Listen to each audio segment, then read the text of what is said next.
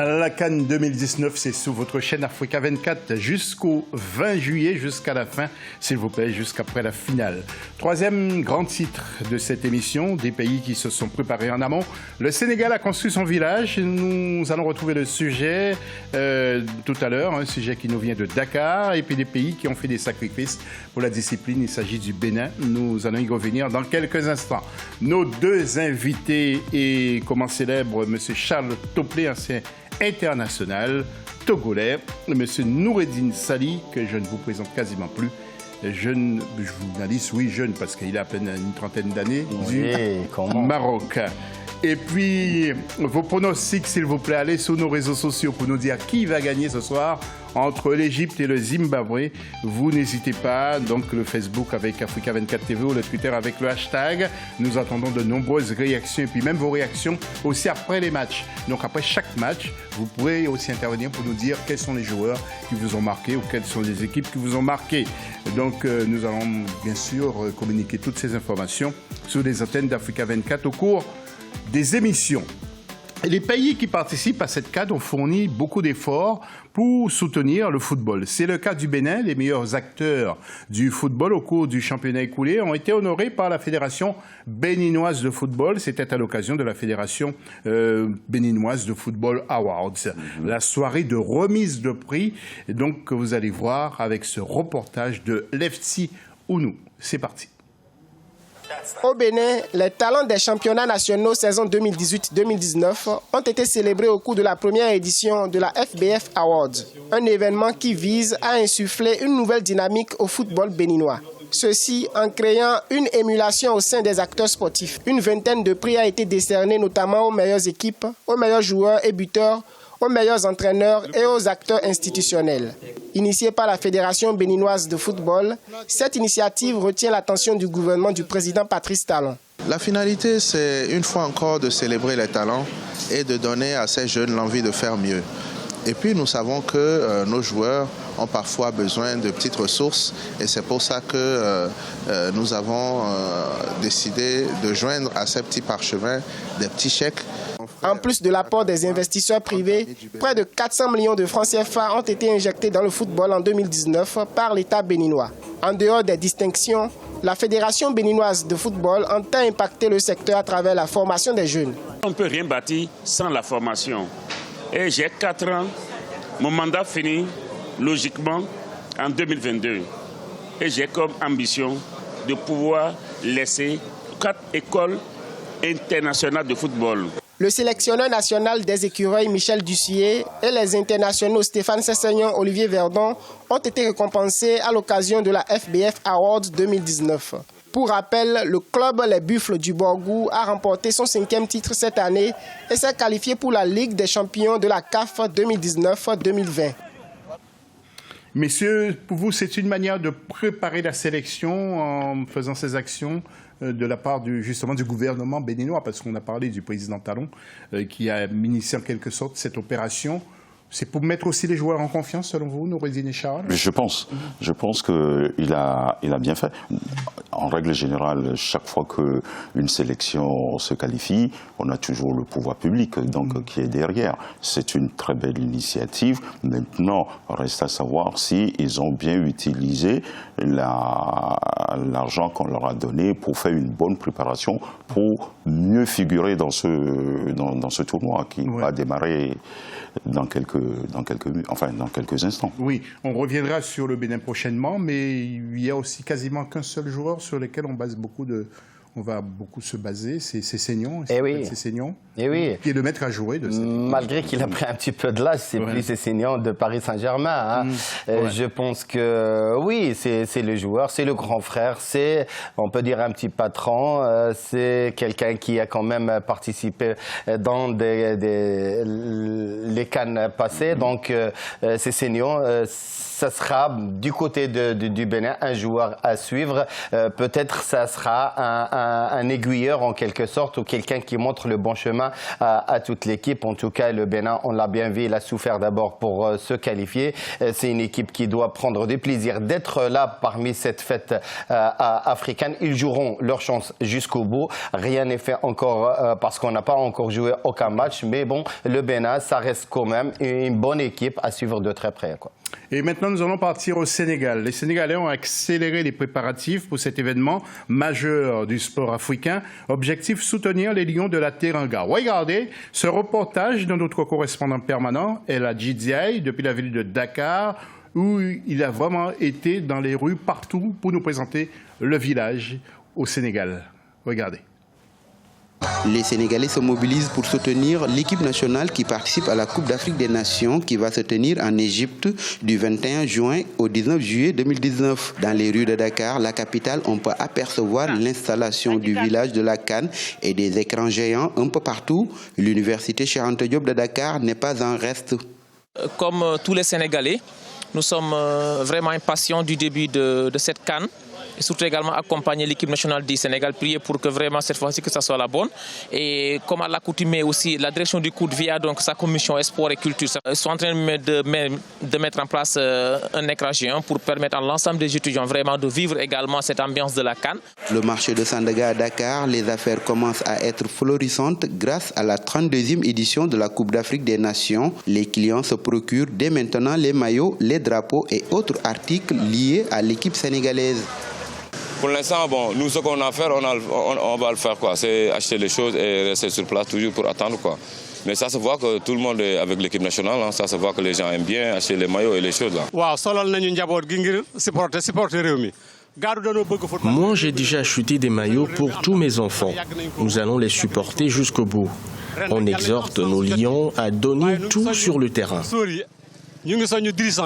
Le Sénégal, même si jusqu'ici n'a jamais remporté le titre continental, fait partie des équipes les plus habituées de la Coupe d'Afrique des Nations. Il partage le groupe C de la CAN 2019 avec le Kenya, la Tanzanie et l'Algérie. Messieurs au Maroc, en Tunisie, en Algérie, un peu partout, c'est comme ça doit se passer en Côte d'Ivoire. Les villages se forment en quelque sorte. C'est la fête, hein. C'est la fête. Vraiment, c'est la fête africaine un petit peu partout. Il y a des pays qui sont habitués à participer, donc ils ont l'habitude de faire la fête et de suivre. Si on prend l'exemple qu'on a suivi sur le reportage, le Sénégal, évidemment, il n'y a pas que les Sénégalais qui suivent le Sénégal cette année, c'est tout le continent qui suit le Sénégal par rapport à ce qu'il montre, par rapport à ce qu'il a montré en Coupe du Monde où il a passé par un cheveu pour le deuxième tour. C'est un gros cylindré, c'est une grosse équipe. Je pense qu'avec l'armada de joueurs qu'ils ont, je pense que... mais ça reste toujours l'Afrique, José, comme tu sais très bien, une compétition à part où les favoris. On a bien suivi la Côte d'Ivoire pendant 5 éditions où ils étaient favoris, mais ils ont attendu la dernière seconde à la bande à Drogba pour la gagner. Donc la compétition reste un peu exceptionnelle par rapport à d'autres compétitions. Charles, un petit mot rapide, mais rapide, écoute, c'est toujours la fête, hein, quand les équipes nationales sont qualifiées pour des tournois comme ça, c'est la fête un peu partout. Mais moi, je regarde un peu, le Sénégal, c'est un grand continent donc de football. Ils ont produit des très grands joueurs et ils seront encore présents. Sadio Mané, par exemple, vont nous faire vivre encore des belles choses. Nous l'espérons. Nous l'espérons. Nous allons passer aux infos de la CAN.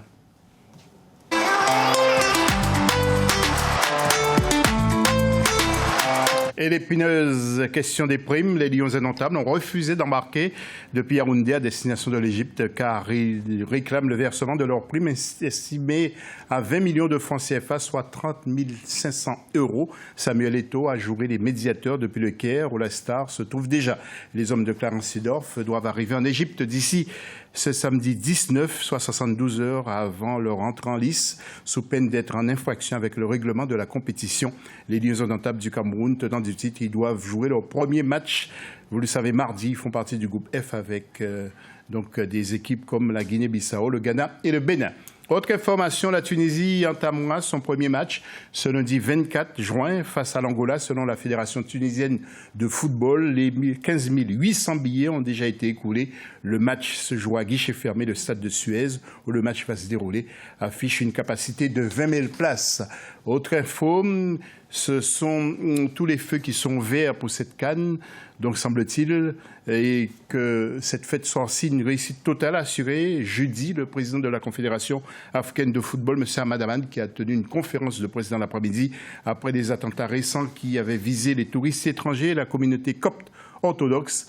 La mort lundi dernier de Mohamed Morsi, l'ancien président, l'Égypte a retrouvé une certaine stabilité depuis la chute aussi du régime d'Hosni Moubarak depuis 2011. À noter aussi la nomination jeudi matin de la numéro 2 de la FIFA, Fatma Samoura, qui, vous le savez, sénégalaise, pour évaluer le fonctionnement de la CAF durant 6 mois, pas 6 ans, mais 6 mois, à partir du 1er août. Et puis le président, M. Ahmad Ahmad, qui a donc présidé une série de réunions jeudi après-midi, même avant. Donc il a repris le travail normalement. Donc il a aussi évoqué le symposium qui avait eu lieu donc, du côté de Rabat. Le président Ahmad Ahmad qui a indiqué que la famille du football africain se retrouve pour cette première CAN à 24 équipes, même si le chemin a été long et semé d'embûches. Mais nous sommes là aujourd'hui, avant le match d'ouverture, Égypte-Zimbabwe. Le président a aussi assuré que nous avons la garantie totale du gouvernement égyptien en matière de sécurité sur l'arbitrage. Et le comité exécutif de la CAF a décidé que l'assistance vidéo à l'arbitrage, c'est-à-dire le VAR ou la VAR, certains disent le VAR ou la VAR, ne sera utilisée qu'à partir des quarts de finale. Et puis un clin d'œil sur l'affiche, ou les affiches de ce samedi 22 juin. En groupe A, il y aura un deuxième match, avec RDC-Ouganda, regardez. Et puis en groupe B, il y aura donc pour les affiches Nigeria, Burundi et Guinée-Madagascar. Encore tous les jours, quasiment 3 matchs. Noureddine et Charles, on sera gâtés, hein. Ben, on serait vraiment gâtés parce qu'en plus de ça, on a les belles équipes qui sont qualifiées et on a des joueurs talentueux dans toutes les sélections. Et puis l'animation que va mettre en place les coachs, les managers, feront que on serait gâtés en voyant des beaux matchs. Oui. Donc, et puis je rappelle il y aura RDC en groupe A ce samedi, 16h30 au Caire, et puis en groupe B, Nigeria contre le Burundi à 19h à Alexandrie et Guinée-Madagascar à 22h toujours à Alexandrie. Belle ville, hein, même si vous n'avez pas été en Égypte, mais on a toujours entendu parler. Il va y aller. On connaît très bien l'Égypte à travers les reportages et à travers les films parce que c'est un pays qui est de culture par excellence sur tous les plans, soit artistique, soit de la chanson, soit que tout le monde se rappelle juste pour un petit peu montrer ce pays. Kaltoum, la grande diva de tous les temps de la chanson arabe, il est égyptien, donc c'est un pays de culture par excellence et ceux qui ont l'habitude ou bien ils ont la chance de visiter ce pays, c'est vrai que c'est même historiquement, comme vous le savez, c'est un pays qui est historiquement parlant riche de culture. Donc il n'y aura pas le foot, mais si on parle du foot, c'est vrai que les villes côtières, il y a un seul ingrédient par rapport à cette chaleur, même si moi je minimise la chose. On a bien joué au Mexique, à Guadalajara en 86 sous 42 degrés et on a joué aux États-Unis, rappelez-vous, en 94 sous 40 degrés. Donc c'est pas un prétexte, même si elle est là, ce facteur de la chaleur. L'équipe qui va jouer le premier match à 16h30, ça va chauffer. Bien sûr, ça va chauffer. Il fallait partir avant l'heure. Il faut beaucoup d'eau. En fait, il faut boire beaucoup, il faut s'hydrater. Je pense que même on va instaurer la réglementation de rupture de 2 minutes ou 3 minutes dans des matchs. Est-ce que c'est décidé? J'ai dit. Parce que vous avez parlé tout à l'heure du symposium. Vous avez parlé tout à l'heure du symposium qu'ils ont organisé. Est-ce que tous ces éléments-là figurent dans ce symposium-là? Ça a été discuté? Est-ce que ça a été...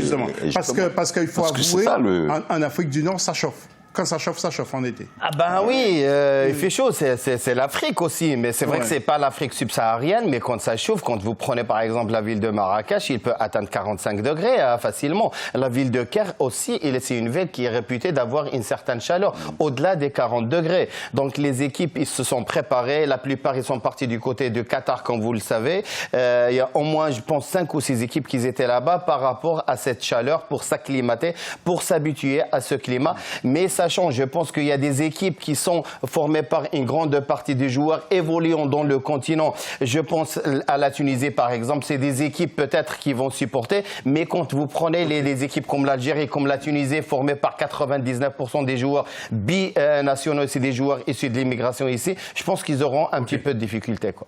Messieurs, je vais vous demander un exercice après ce jingle.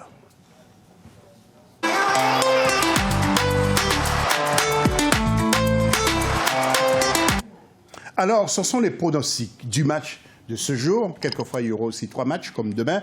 Alors, le match d'aujourd'hui, c'est Égypte-Zimbabwe. Charles, je m'adresse d'abord à vous. Quel est votre pronostic en chiffres? Moi, je dis 3 pour l'Égypte et 1 pour Zimbabwe. Vous répétez? 3 pour l'Égypte et 1 pour Zimbabwe. Charles, c'est noté. Monsieur Noureddine Sali. Vu toutes les compétitions, je pense que même si l'Égypte est les favoris dans ce match-là, les matchs d'entrée, les matchs d'inauguration, ils sont toujours un peu délicats, très serrés. Je pense qu'il y aura un score positif pour l'Égypte, mais pas si large, je pense 2-1 pour l'Égypte. Vous répétez le chiffre? 2-1 pour l'Égypte. D'accord. Alors, j'aurai quelques questions supplémentaires parce que nous avons aussi un peu de temps encore à consacrer à nos téléspectateurs. Quels sont pour vous, quel sera pour vous le carré d'as de cette CAN? Oula. Une question délicate et difficile. Mais vous êtes des spécialistes de football. Moi, je peux m'aventurer déjà. Oui, je vais noter Charles. Hein, moi, je dis le Maroc, l'Égypte, la Côte d'Ivoire et le Cameroun, s'ils y arrivent. Donc, Charles, je répète, vous pensez que le carré d'as, les demi-finalistes seront Maroc, l'Égypte, Côte d'Ivoire et Cameroun. Et les finalistes? Finaliste, alors je peux dire Sénégal et Maroc. Non, mais vous... il n'est pas dedans. Non, vous n'avez pas mis Sénégal. J'ai pas mis Sénégal. Non, Maroc, quel lapsus. Égypte, Sénégal, Algérie en finale. Alors, est-ce que vous voulez rectifier, Charles? Non, je ne rectifie pas. Donc, je dis... Ça sera Sénégal, Algérie en finale. Non, mais moi, je dis Maroc et Cameroun. Maroc, Cameroun. Waouh. Maroc, Cameroun. Monsieur Noureddine Sali. Ça dépendra bien sûr des classements du premier tour. On peut avoir 4 équipes. Bah oui, tu peux pas avoir... Allez-y vite. Oui, l'Égypte, le Maroc, le Sénégal et la Côte d'Ivoire. Et finaliste? Je vois bien Maroc-Égypte. Maroc-Égypte. D'accord. Ah bien, écoutez, messieurs, c'est noté. Merci beaucoup. En tout cas, je tenais à remercier vous les invités, remercier tous ceux qui ont préparé cette émission avec moi. Et puis, on se retrouve bien sûr demain, même heure, même antenne, pour le numéro 2 de cette CAN, donc 2019, du côté de l'Égypte. Merci de nous suivre dans quelques instants. Un nouveau journal sur Africa 24. Salut.